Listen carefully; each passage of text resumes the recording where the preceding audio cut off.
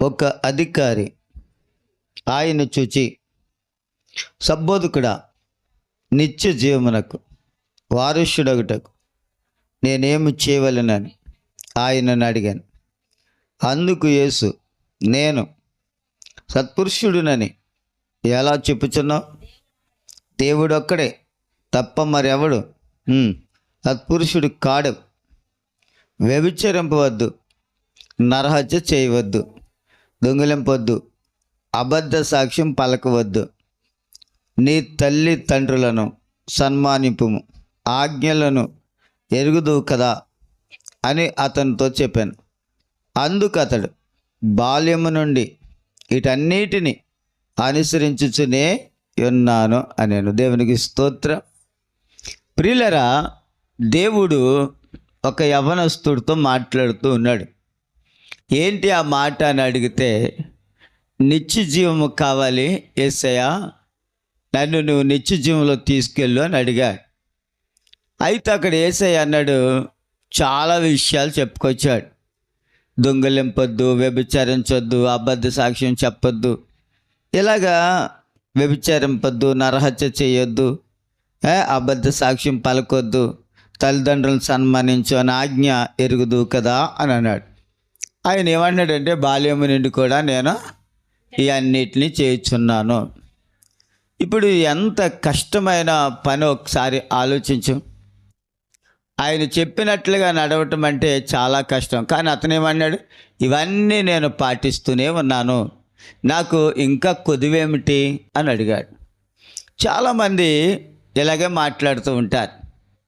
కానీ అక్కడ యేసు ప్రభు వారు అతను అన్నీ పాటిస్తున్నాయి కాబట్టి ఇంకా ఒకటి కొదువు ఉంది నీకు అన్నాడు. ఏంటి ఆ కొదువ అంటే కిందకి చదువుదాం.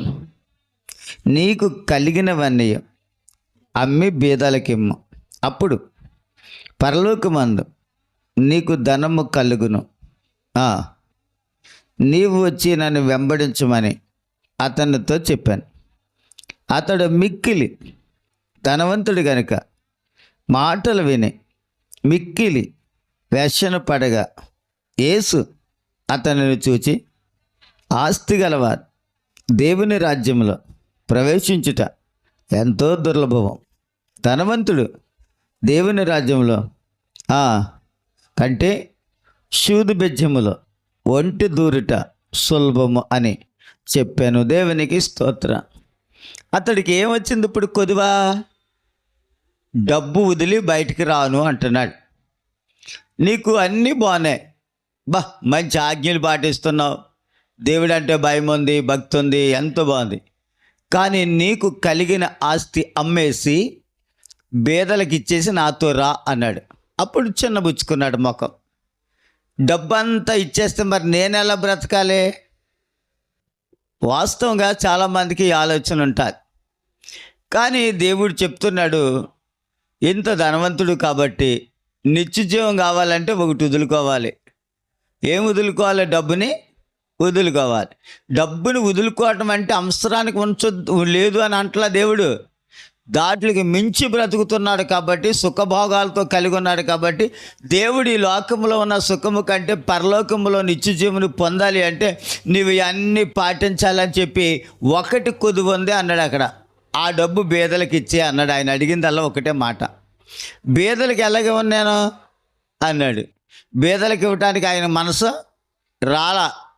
కానీ యేసు ప్రభు అంటున్నాడు, అయ్యా, సూది బెజ్జంలో ఒంటి అయినా వచ్చేస్తుందేమో కానీ నీవు దేవుని రాజ్యం రావటం అసలు ఏమాత్రమో ఆస్కారం లేదు అని చెప్పాడు. ఇప్పుడు మనం ఈ వాక్యాన్ని బట్టి చూస్తే చాలామంది ఆత్మీయత కంటే లోకములోనే ఎక్కువ బాగులాడుతూ ఉంటాడు. లోకములోనే ఎక్కువగా పాటుపడి సంపాదనలు చేస్తూ ఉంటారు. చిన్నదానికి పెద్దదానికి సంపాదన దేవుని కూడా మర్చిపోయి అన్నం తినడం మానేసి సుఖం విడిచి కష్టపడి ఎంతో కూడబెడుతూ ఉంటారు. పోయేటప్పుడు ఏమైనా పట్టిపోతామా అంటే అది ఎవరితో కూడా వెళ్ళేది కాదు. అందుకని ఆ మాట దేవుడు ఏమనంటే, పరలోకంలో నీ కొరకు ధనం కూర్చుకో అన్నాడు. ఆయన్ని ఎక్కడ కూర్చుకోమన్నాడు అంటే, అంతకు ముందు ఇవన్నీ పాటిస్తున్నాడు కానీ దేవుడికి ఇచ్చిన జాబితాలు అతని దగ్గర కనిపించలేదు. అందుకే దేవుడు ఆ మాట చెప్పాడు. పాటిస్తున్నాడు. వ్యభిచారం చేయొద్దు అన్నాడు, దొంగతనం చేయొద్దు అన్నాడు, ఇవన్నీ చెప్పుకొస్తున్నాడు. ఇవన్నీ బాల్యం నుండే చేస్తూ ఉన్నాను అంటే దానికి అర్థం ఏంటి? సండే స్కూల్ నుంచే నేను చేస్తున్నాను అని చెప్పుకొచ్చాడు.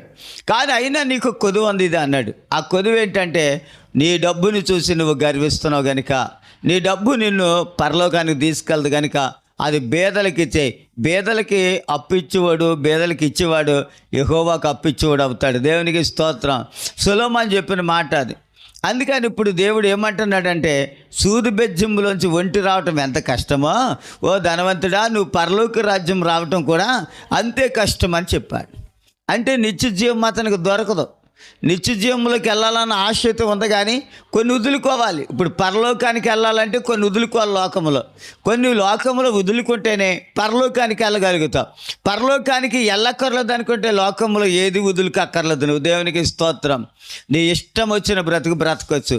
ఎందుకంటే ఇక్కడ బ్రతికి చచ్చి ఎక్కడికి వెళ్తాను? డైరెక్ట్ నరకానికి వెళ్తావు. కాబట్టి నీ గురించి దేవుడికి కూడా అంత బాధ ఉండదు. అదే నిజంగా నువ్వు సూది బెజ్జంలో సొంటిని తీయగలిగితే పరలోకంలో నువ్వు ధన్యురాలవుదు. కానీ అది ఎంత కష్టమో, పరలోక రాజ్యంలో చేరాలన్న మాట కూడా అంతే కష్టం. అందుకని బేదలకు ఇచ్చే అన్నాడు ధనవంతుడిని. ధనం లేనోళ్ళు కాదు సుమా. అప్పుడు అతను ఏమాత్రం ఇవ్వటానికి ఏం చేయలేదు, ఇష్టపడ. ఆయన అంటున్నాడు, ఇంకా కిందకి వెళ్దాం.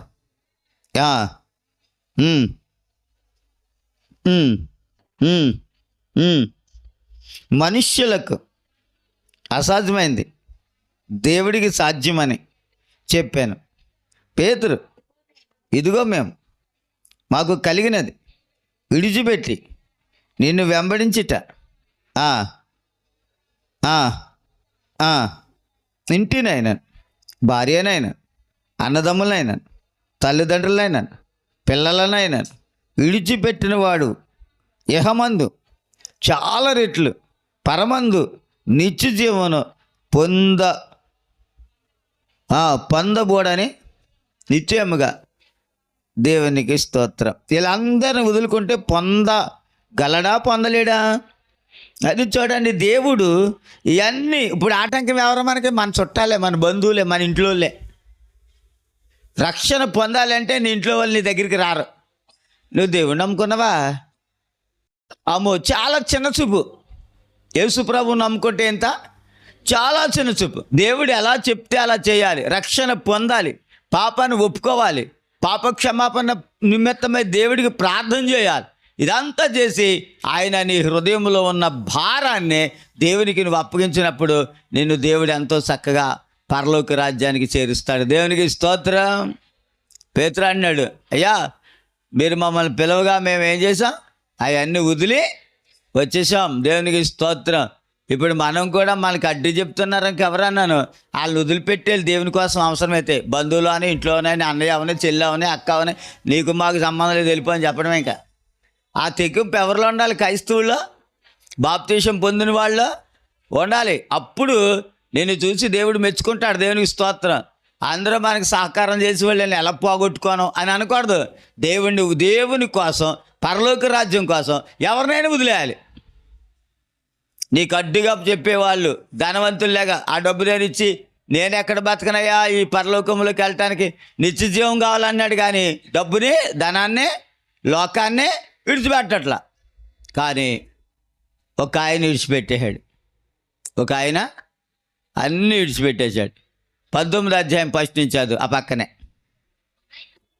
ఆయన సంచరించు ఎరుకో పట్టణములు ప్రవేశించి దాని గుండా పోవచ్చుండే. ఇదిగో శంఖపు గుత్తదారుడును ధనవంతుడునైన జక్కయ్య అని పేరు గలవాడు ఒకడు ఉండెను. ఆయన యేసు ఎవరు గోరిని కానీ పొట్టివాడైనందున జనులు గుంపు కూడి ఉండుట వలన ఆయన్ను చూడలేకపోయాడు. దేవునికి స్తోత్రం కలుగను గాక. ఇతడు ధనవంతుడే. ఎవరితను? ధనవంతుడే. ఇది ఒక యవనస్తుడు ధనవంతుడు, వాడు దేవుని చూడలేకపోయాడు. కానీ జక్కయ్య ధనవంతుడు, పొట్టోడు, దేవుని చూడాలని ఆశ కలిగి ఉంది. ఎవరిని చూడాలి? నేను మాట్లాడుతాను. వరే బిడ్డలు, మీరు అందరూ ఒకసారి నాకు చూడండి. మీకు దేవుని చూడాలని ఆశ ఉందా, ఆడుకోవాలని ఆశ ఉందా? మాట్లాడండి.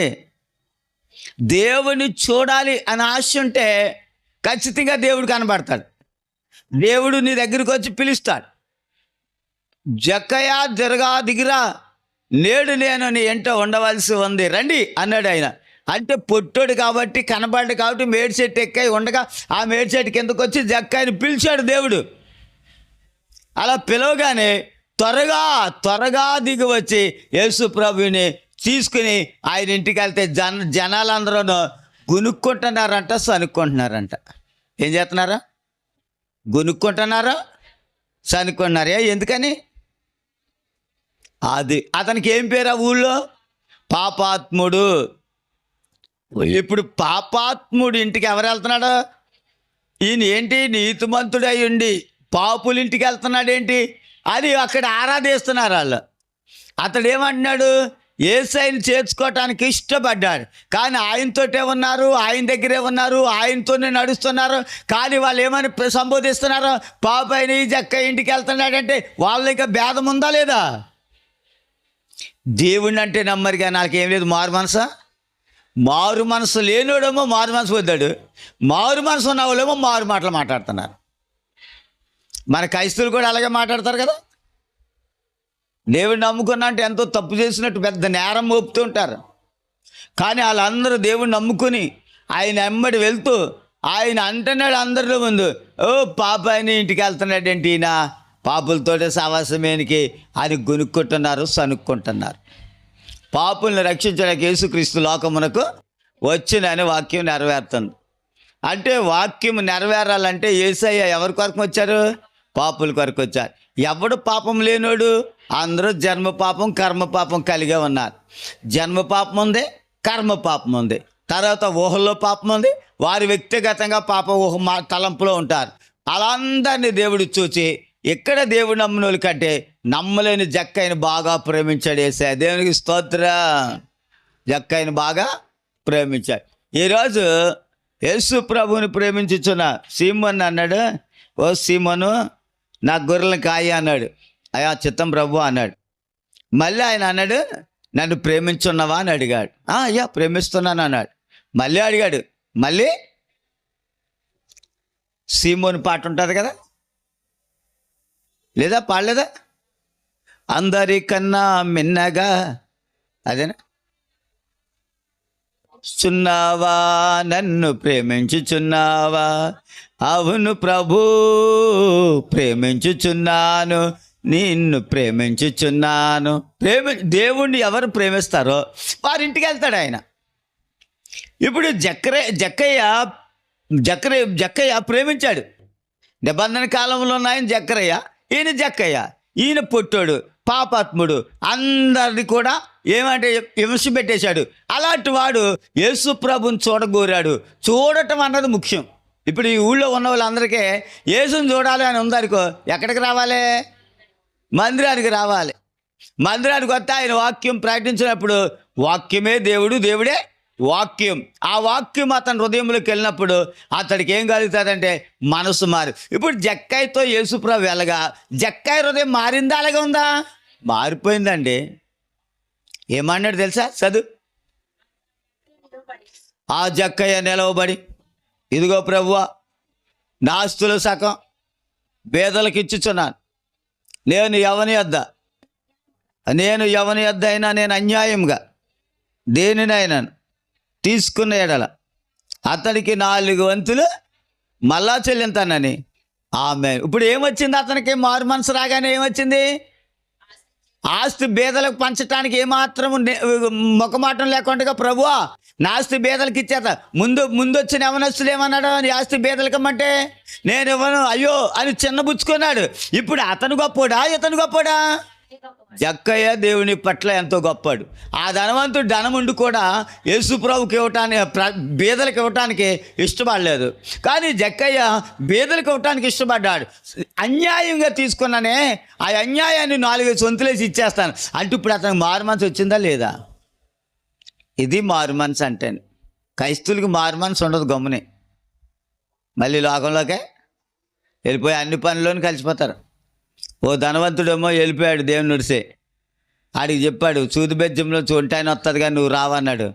ఈ జక్కయ్య అయితే చెప్తున్నాడు, ప్రభువా 4 వంతులు ఇచ్చేస్తానయ్యా, ఈ ఆస్తి అంతా ఇచ్చేస్తాను, నాకు నువ్వు కావాలి. దేవునికి స్తోత్రం చేయండి.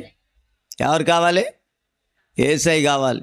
యేసయ్య కావాలి అంటే ఇప్పుడు మనకి నీ దగ్గర ఉన్నదంతా అతిమిక్కిలి ధనవంతులకు చెప్తున్నాడు. ఇప్పుడు ఒక పాయింట్కి వద్దాం. ప్రపంచ దేశాల్లో ధనవంతులు ఉన్నారా లేదా? వారు ధనం కంటే ఎక్కువగా ఎవరిని ప్రేమించగలుగుతారు? ఎవరిని ప్రేమించలేరు. వాళ్ళకి ఆ ధనమే ప్రాముఖ్యత. వారికి ప్రతి అవసరత ఆ ధనమే తీరుస్తారు. మనకి నిత్య జీవము కావాలని వచ్చాడు ఆ కుర్రోడు. ఎక్కడికి వెళ్ళాలని? నిత్య జీవం. వాళ్ళప్పుడు వరకు ధనవంతులు నిత్య జీవం కావాలని అనుకుంటలా. లోకంలో ఉన్న వారి భక్తిని బట్టి వారు సంతోషంగా బతికేస్తున్నారు. కానీ యేసు ప్రభు వారి దగ్గరికి వచ్చిన జక్కయ్య ధనవంతుడు, ఆ దేశంలో చాలా గొప్పోడు, అందరి చేత తిట్టించుకున్నాడు, అందరి చేత ఏలేడు చూపించుకున్నాడు, అందరికీ విలువ లేనుడు అయిపోయాడు. అందరూ కూడా అతను చూసి ముఖము ఎంతో ఇరుచుకున్నారు. ఆఖరికి మనసులో కూడా సనుక్కుంటాం మొదలుపెట్టారు. అలాంటి వాడిని దేవుడు ప్రేమించాడు. ఎందుకు ప్రేమించాడు? ముందు దేవుడు ప్రేమించాడా? జక్కయ్య యేసు ప్రభువుని చూడాలనుకున్నాడా? యేసయ్యను చూడాలనుకున్నాడు. కనుకనే యేసయ్య అతని దగ్గరికి వెళ్ళగా. ఇప్పుడు నువ్వు రక్షణ కావాలంటే పాస్టర్ గారు రక్షణ ఇస్తారు. యేసు ప్రభువా నాకు దర్శించి మాట్లాడంటే దేవుడు కూడా మాట్లాడతాడు. కానీ మన యొక్క శిరస్సు నుండి అరిపాదం దాకా ఎలా ఉండాలంటే దేవుడి మీద ప్రేమ భక్తి ఉండాలి. ఇప్పుడు ఏమీ లేకోకుండా నాకు ఆయన ఇచ్చి అంటే ఎలాగెత్తాడు? ఉన్నదే బేదలకి ఇచ్చేస్తాను అన్నాడు. సగం ఎవరి దగ్గర అన్యాయం తీసుకుంటే ఇచ్చేస్తాను అన్నాడు. అంటే జక్కయ్యలో ఇప్పుడు ఏం లేదు, ఏ కలంకమో ఇచ్చేస్తాను అన్నాడంటే అందరినీ ప్రేమిస్తున్నట్ట ప్రేమిస్తలేనట్ట? ప్రేమిస్తున్నాడు, అందరినీ ప్రేమిస్తున్నాడు చక్కగా. అందుకని ఇప్పుడు ఏమంటున్నాడంటే యేసు ప్రభు, ఎత్తడును అబ్రహాము కుమారుడే, నేడు ఇంటికి రక్షణ వచ్చింది అన్నాడు. దేవునికి స్తోత్రం చేయండి. అంతమంది ఉండగా చెప్తున్నాడు, ఎత్తడును అబ్రహాము కుమారుడే, ఇతని ఇంటికి ఏమొచ్చింది? రక్షణ వచ్చింది. అంటే పాపుల్లో చేరక ప్రత్యేకంగా పరలోకానికి ఇతడు సంపూర్ణుడై ఉన్నాడు అన్న విషయము చెప్పుకుంటున్నాడు. ఇప్పుడు బేదలకు ఇస్తే దేవుడికి ఇచ్చినట్టే. దేవునికి స్తోత్రం. బేదలను కనికరించేవారు ధన్యులు. ఇప్పుడు ఒక పూట అన్నం ఉంది నీకు, అస్సలు లేని వాళ్ళు ఉన్నారు, ఇంతైనా కొంచెం మెతుకులు పెడితేనే కాదు నీకు ఎంతో ఆశీర్వాదం. అది దేవునికి స్తోత్రం. అంతేగాని మనం తిన్నాం పక్కోళ్ళు చచ్చిపోయినా పర్లేదు అనుకుంటే అది దేవుని ప్రేమ కాదు. చూడండి, పక్కోళ్ళని అట్టుకుని తెగ తిడుతూ ఉంటారు జనాలు, ఇంట్లోని తిట్టుకుంటూ ఉంటాం. ఎందుకని? నీకు నిజమైన మారు మనసు ఉంటే, నిజమైన వాక్యం నువ్వు ఎరుగుంటే, నిజమైన క్రీస్తు రక్తంలో నువ్వు కడగబడి ఉంటే, నిజంగా నువ్వు దేవుని బిడ్డవైతే ఎవరిని అంటానికి ఇష్టపడవు. ఎందుకు ఇష్టపడవు? అసలు మనసు రాదు. దేవునికి స్తోత్రం. ఎవరిని ఏమనొద్దు. ఎందుకని? దేవుడే చూసుకుంటాడు అనుకుంటాం. దేవుడు చూసుకోవాలన్నాడు ఏం కాదు. ప్రతి దానికి ఆయన ఉగ్రత దినాలని జ్ఞాపకం చేసుకుని ఎవడైతే దేవుని పిల్లలను బాధిస్తారో వాళ్ళ మీద శిక్ష ఖచ్చితంగా పంపుతాడు దేవుడు. దేవునికి స్తోత్రం. అందులో ఏ తేడా లేదు. ఇప్పుడు జక్కయ్య అబ్రాహాము కుమారుడు అంటే ఆనాడు సద్దుకాయలు, పరిసయ్యులు, శాస్త్రులు అంతమంది ఉన్నారు. వాళ్ళు ఏమన్నారు? యోహాను అన్నాడు, మీరు అబ్రాహాము పిల్లలని చెప్పుకున్నారే, అబ్రాహాము క్రియలు మీలో ఉన్నాయా? అబ్రాహాముకున్న నీతి నీలో ఉందా? అబ్రాహాము లాంటి పరిశుద్ధత నీలో ఉందా? ఎందుకయ్యా మీరు అలా చెప్పుకుంటున్నారు? అబ్రాహాము రాళ్ళు మిమ్మల్ని అందరినీ చంపి రాళ్ళను బిడ్డలుగా మార్చేయగలదయ్యా, అంత శక్తివంతుడు దేవుడని యోధారణ్యాల్లో కేకలేశాడు యోహాను. దేవునికి స్తోత్రం. ఆ తర్వాత అన్నాడు, గొడ్డలి చెట్టు ఏరినే ఉంచబడ్డది, పలింపని ప్రతి చెట్టు నరికి అవతల పడేస్తాడు దేవుడు, అగ్నిలో వేస్తాను అన్నాడు. గొడ్డలు అంటే మరణం, చెట్టు అంటే మానవుడు దేవుని దగ్గర సరిగ్గా బ్రతకలేనప్పుడు మనుషులు ఏదో గొప్ప కొరకు మెప్పు కొరకు చేస్తాం కాక నిజక్రీస్తు రక్తములో కడగబడి పరిశుద్ధమైన దేవుని మీద ఆనుకున్నప్పుడు అబ్రహాము కుటుంబంలో నువ్వు ఒక వ్యక్తి అవుతావు, నీ ఇంటికి రక్షణ వస్తుంది. దేవునికి స్తోత్రం. యేసు ప్రభు చెప్తున్నాడు, ఇతడు అబ్రహాము కుమారుడే. అందుకని ఇంటికి ఏమొచ్చిందంట? రక్షణ వచ్చింది. కిందకి వెళ్దాం. నశించిన దానిని వెదికి రక్షించుటకు మనిషి కుమారుడు వచ్చిందని అతనితో చెప్పాను. దేవునికి స్తోత్ర. ఏమైపోతున్నాడు ఇప్పుడు జక్కయ్య? నశించిపోతున్న వాడిని రక్షించడానికి ఎవరు వచ్చారు?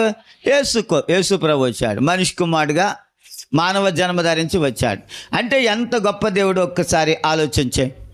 దేవుణ్ణి ప్రేమించడు. అక్కడ ధనవంతుడేమో ఒకడు పరలోక రాజ్యానికి వెళ్ళాలంటే ఈ డబ్బు అంతా బీదలకి ఇచ్చానా, ఇది నా వల్ల అవదు, పరలోకం లేకపోయినా పర్లేదు కానీ ఈ డబ్బు మట్టుకు వదులుకోని అన్నాడు. కానీ జక్కయ్య ఎలాంట్లా, నేను సగం బీదలకి ఇచ్చేస్తాను, ఉన్న వాళ్ళకేమో ఎక్కడైతే నేను ఇచ్చుకున్నాను అన్యాయం చేశాను వాళ్ళకి ఇచ్చేస్తాను. నా మనసులో పూర్తిగా యేసుప్రభు ఉన్నాడు. ఆ ధనవంతుడి హృదయంలో యేసుప్రభు లేడు. దేవునికి స్తోత్రం. ఎందుకు ఇక్కడ ధనం కూర్చుకోద్దు అన్నాడు దేవుడు? ఇక్కడ ధనం కూర్చుకుంటే సిమెంట్లు కొట్టేస్తే దొంగలు కన్నాలు వేస్తారు, దోసుకుని వాళ్ళు దోసిపోతారు. అదే పరలోకంలో ధనం కూర్చుకుంటే అక్కడ సిమెంట్లు ఉండవు, ఏముండవు, అక్కడ ఎవరో దొంగలు ఉండరు. నీ ధనం ఎక్కడుండోనో నీ ఆత్మ కూడా అక్కడే ఉంటుంది. ఇప్పుడు ఇక్కడ ఉన్న వాళ్ళకి ఎక్కడ ఉంది, అక్కడ ఉన్న వాళ్ళు అక్కడ ఉంది. మత్తయి సువార్త 6వ అధ్యాయంలో నేను చెప్పిన మాట ఇప్పుడు వరకు. అలాంటి పరిస్థితిని నీ జీవితంలో నిత్య జీవానికి సిద్ధపడిన నీవు దేవుని పట్ల ప్రేమ కలిగి ఉండాలి. దేవుని వాక్యం పట్ల శ్రద్ధ కలిగి ఉండాలి. ప్రార్థన విలువ నీకు తెలియాలి. ప్రార్థన అంటే దేవునితో మాట్లాడుట. వాక్యము నీలో ఉండాలి. వాక్యమే దేవుడై ఉండాలి. ఆ వాక్యము శరీరధారి కృపాసత్య సంపూర్ణంగా నీలో నివసించాలి. దేవునికి స్తోత్రం. నీలో ఎప్పుడైతే వాక్యం నివసిస్తూ మొదలు పెడుతుందో నీవు అప్పటి నుంచి నీ డిజైన్స్ మారిపోతాయి, నీ క్రియలు మారిపోతాయి, నీ పద్ధతులు మారిపోతాయి, నీ నడవడి మారిపోతుంది. నువ్వు దేవుని కొరకు బ్రతకటానికి ప్రతిదీ దేవుని ముందెట్టుకుని నడవగలుగుతావు. దేవునికి స్తోత్రం కలుగును గాక. ఇప్పుడు చాలామంది ప్రార్థన చేస్తాము కానీ మళ్ళీ ఇప్పుడు మీరు వెళ్ళిపోయిన తర్వాత ఎలా ఉంటారు? ఎలా ఉంటారు?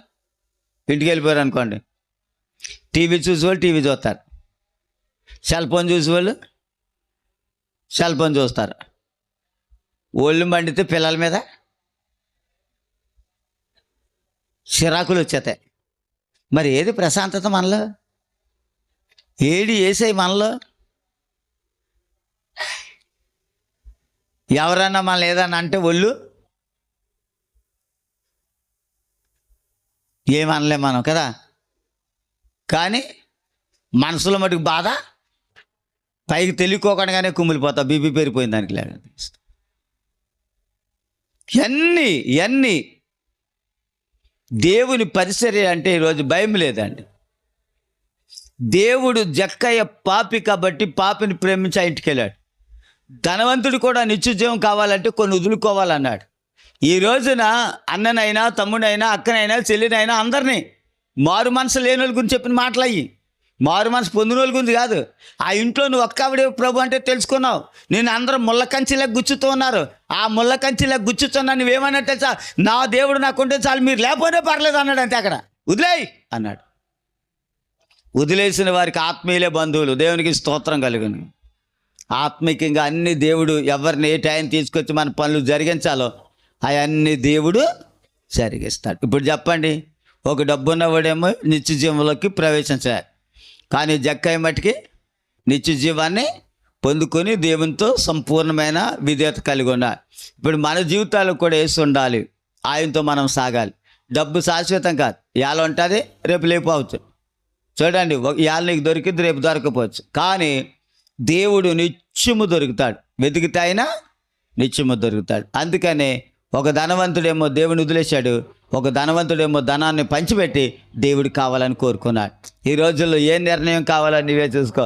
అన్నీ చెప్పాడు, అన్ని విషయాల్లో జయమిమ్మన్నాడు. ప్రార్థన చేసుకుందాం. ఇటు మాట దేవుడు దీవించును.